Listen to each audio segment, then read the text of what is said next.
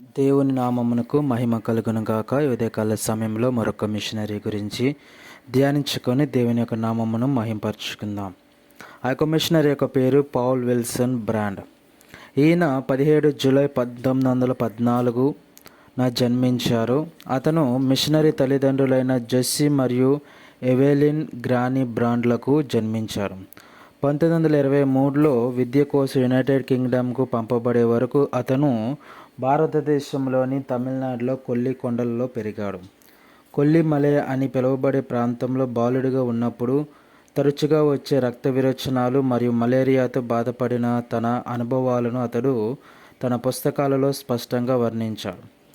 బ్రాండ్కు 15 ఏళ్ల వయస్సులో 1929లో అతని తండ్రి బ్లాక్ వాటర్ ఫీవర్తో మరణించాడు. బ్రాండ్ వడ్రంగి పనిలో శిక్షణ కూడా పొందాడు. ఆ తర్వాత రెండవ ప్రపంచ యుద్ధ సమయంలో యూనివర్సిటీ కాలేజ్ హాస్పిటల్లో వైద్యశాస్త్రం అభ్యసించాడు. లండన్ బ్లిట్జ్లో క్యాజువాలిటీ సర్జన్గా పనిచేస్తున్నప్పుడు అతను శస్త్రచికిత్సలో అర్హత సాధించాడు. 1944లో అతను గ్రేట్ ఓర్మాండ్ స్ట్రీట్ హాస్పిటల్లో సర్జికల్ ఆఫీసర్గా నియమితుడయ్యాడు. అతను తన భార్య మార్గరెట్ను మెడికల్ స్కూల్లో కలుసుకున్నాడు. అక్కడ ఆమె నేత్ర వైద్యంలో ప్రత్యేకత కలిగిన సర్జన్గా ఉండేది. బ్రాండ్ మార్గరెట్ను వివాహం చేసుకున్నాడు మరియు వారికి 6 పిల్లలు ఉన్నారు. 1946లో భారతదేశంలోని వెల్లూరులో ఉన్న Christian Medical College and Hospital సిబ్బందిలో చేరమని అతనికి ఆహ్వానం అందింది. ఆ సమయంలో చర్చ్ నిర్వహణలో ఉన్న ప్రభుత్వ సంస్థ అయిన చింగల్పుట్లోని కుష్ఠవ్యాధి శానిటోరియంను సందర్శించిన తర్వాత హన్సెన్ వ్యాధి ఉన్నవారిలో ఏర్పడే వైకల్యాలకు గల కారణాలు అన్వేషించడానికి బ్రాండ్ ప్రేరణ పొందాడు. జాగ్రత్తగా పరిశీలన మరియు పరిశోధన తర్వాత హన్సెన్ వ్యాధి రోగులలో చాలా గాయాలు వారు అనుభవించే నొప్పి తెలియకపోవడం వల్ల సంభవిస్తున్నాయని మరియు అవి నేరుగా హన్సెన్ వ్యాధి బాసిల్లై వల్ల కలగవని అతను అర్థం చేసుకున్నాడు. ఈ వ్యాధికి చికిత్సగా డాప్సోన్ వాడకాన్ని అతను ప్రారంభించాడు. అతను స్నాయువులను మార్పిడి చేసే పునర్నిర్మాణ శస్త్రచికిత్సను కూడా ప్రారంభించాడు. 1950లో ఒక మిషనరీ మహిళ ఇచ్చిన విరాళంతో బ్రాండ్ హన్సెన్ వ్యాధి రోగుల కోసం ఒక ఆదర్శ పునరావాస కేంద్రంగా వెల్లూరులోని న్యూ లైఫ్ సెంటర్ను స్థాపించాడు. ఈ కేంద్రం Christian Medical College and hospital campus నివాస ప్రాంతంలో ఒక గ్రామ వాతావరణంలో ఉండేది. ఇది వైద్య నిపుణులతో కూడా సర్వసాధారణంగా ఉన్న కళంకాన్ని తొలగించడానికి సహాయపడింది. 1964లో బ్రాండ్ లండన్కి తిరిగి వచ్చారు.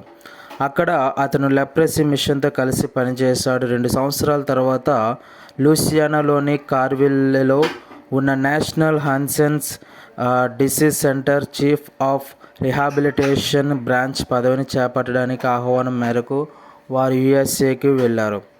అతను అక్కడ 20 సంవత్సరాలు పనిచేశాడు మరియు స్పర్శలేని చేతులు మరియు పాదాల సమస్యలు, వాటి నివారణ మరియు నిర్వహణను అధ్యయనం చేయడానికి మంచి పరికరాలు మరియు సిబ్బందితో కూడిన పరిశోధన విభాగాన్ని స్థాపించాడు.